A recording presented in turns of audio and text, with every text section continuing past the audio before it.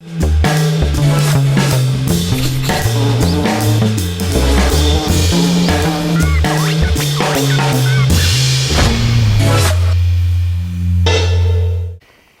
les va? Sigo aquí con Eduardo Guerrero, director de Lampia Consultores. Lampia es algo así como una lámpara para... Así es, que ilumina los mapas de navegación de las embarcaciones. Bueno, aquí nos está dando luz con su experiencia de cómo está viendo el problema de la delincuencia que se ha apoderado prácticamente del estado de Guerrero, donde, por cierto, anoche me habría gustado que trataras qué piensas de que la principal ciudad y principal fuente de ingresos del estado de Guerrero, que es Acapulco, pues esté viviendo también en la zozobra, en buena medida a causa de la delincuencia. Sí, mira, la verdad es que la destrucción del huracán fue tal que eso va a llevar mucho tiempo.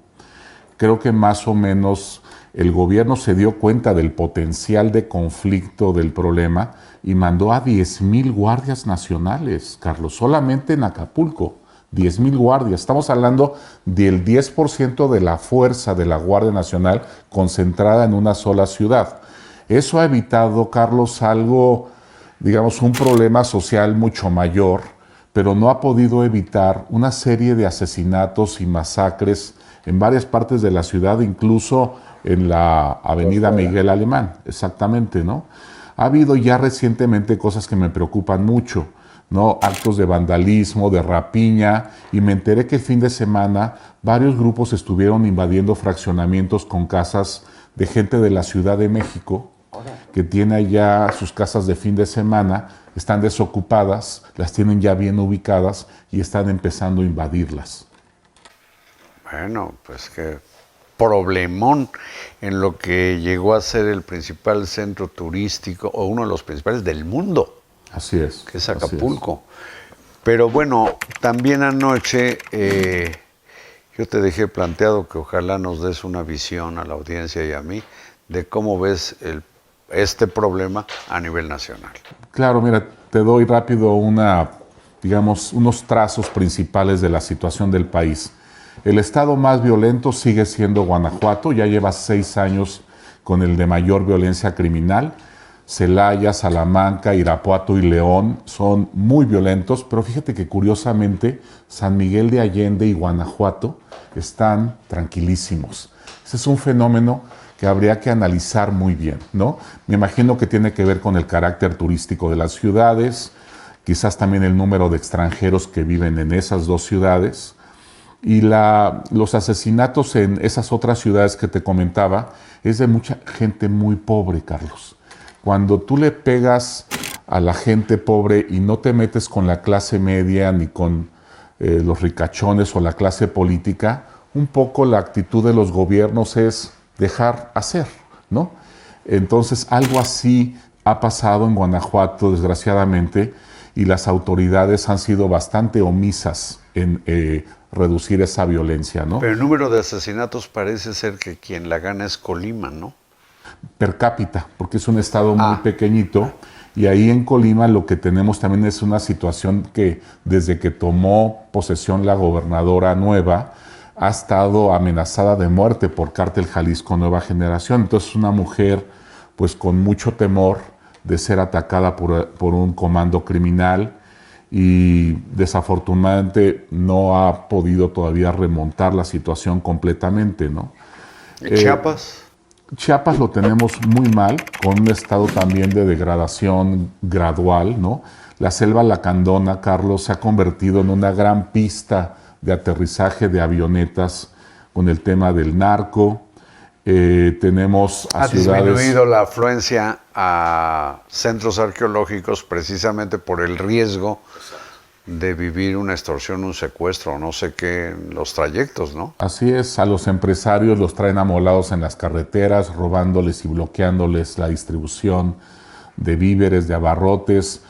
Me han comentado algunos que ya los que exportaban, por ejemplo, a Guatemala, no pueden hacerlo, ¿no? Por el bloqueo en las carreteras. Oaxaca, que está al ladito, ya está empezando a registrar aumento en varios tipos de delitos. Ahí ya está contaminando Chiapas a Oaxaca.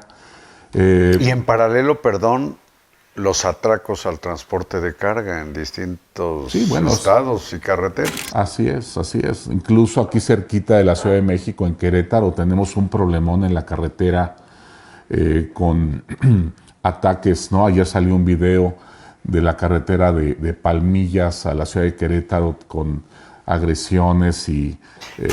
Pero eso es algo en que se nota la ausencia de patrullas de la Guardia Nacional, que como ocurría con la Policía Federal y antes la Policía de Caminos, vigilaban los caminos.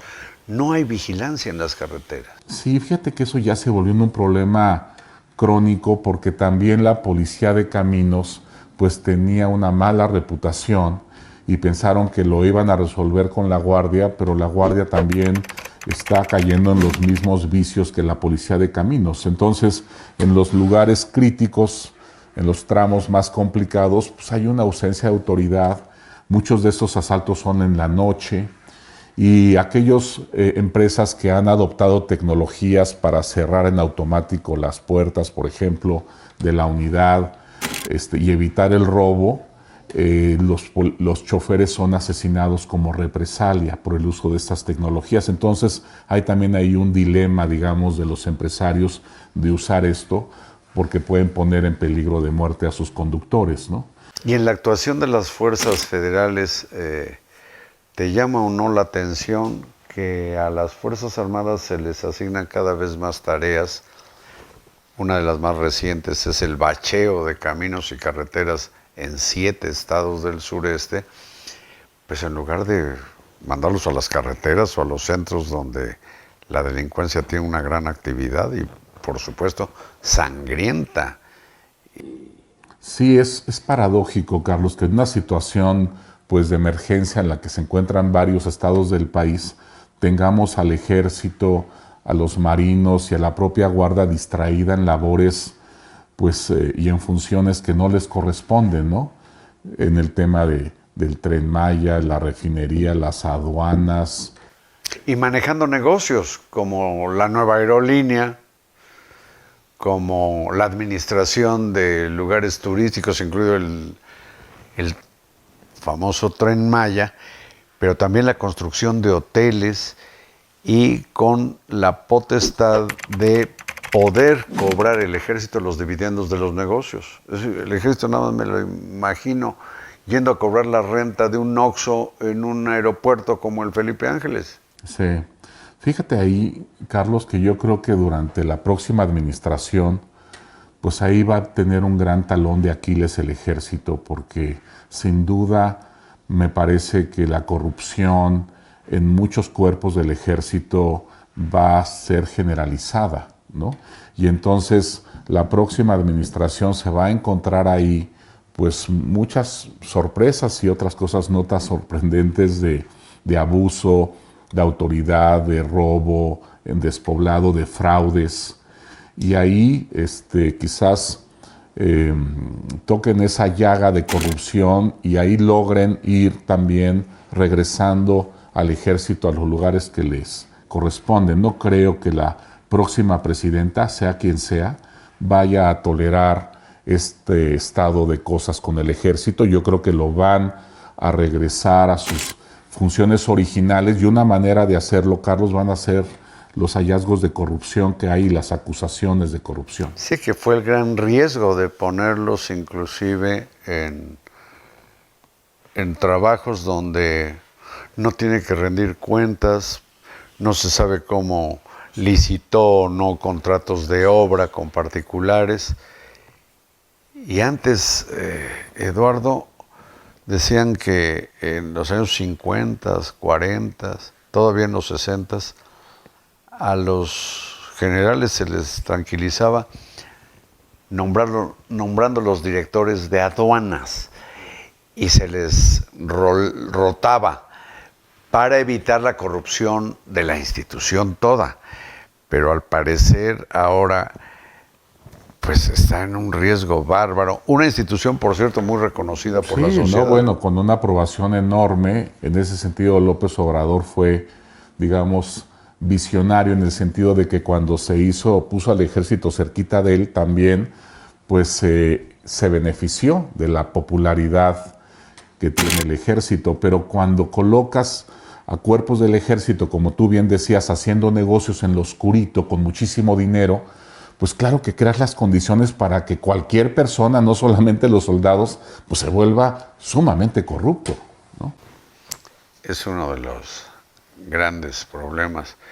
Pero está ocurriendo también algo. Ya vamos para marzo y desde enero, por una resolución de la Suprema Corte, la Guardia Nacional debió haber sido restituida a la Secretaría Civil de Seguridad. Yo aquí he dicho, yo no tendría problema en que estuviera en manos del Ejército, pero la Constitución es muy explícita en que debe estar en la Secretaría Civil. El gobierno federal, el presidente López Obrador, como comandante supremo, pues ha desacatado un fallo de la Corte. ¿Qué piensas de esto? Yo siento que la Guardia está en una especie como de limbo legal actualmente. Creo que es muy sintomático, Carlos, que el presidente haya querido regresarlos al ejército. Eso nos muestra que el propio presidente está muy consciente de las insuficiencias en el desempeño de la Guardia y que por eso creía que regresaran allá para que fueran profesionalizados y capacitados como debe ser, ¿no? Yo creo que se dio cuenta él y los jefes pues de que las cosas estaban descomponiéndose, la corrupción de la Guardia, etcétera, ¿no? Entonces quedó ahí la Guardia en el limbo, ni para acá ni para allá. Siguen en los estados con el apodo que les pusieron de que son los reyes del perímetro, así los conocen, porque cuando les piden ayuda en las comunidades, lo que responden siempre es, perdón, pero es que a mí mi jefe me dijo que cuidara el perímetro. Y no actúan resolviendo los problemas importantes de las comunidades. Parece que hacía más la Policía Federal con la tercera parte de efectivos que la Guardia Nacional con más de 100,000. La policía, a pesar también de sus problemas de corrupción, pues tenía áreas de enorme capacidad y muy buen desempeño, pero bueno, en lugar de corregirla, decidieron desaparecerla, ¿no? De un golpe terrible. Pues te agradezco mucho, Eduardo, estas viñetas de lo que está haciendo un desastre, particularmente en Guerrero, y algunas cosas a nivel nacional que deben preocuparnos, pero por lo pronto yo te digo gracias. Encantado, como siempre, Carlos. Gracias a ustedes y buenas noches.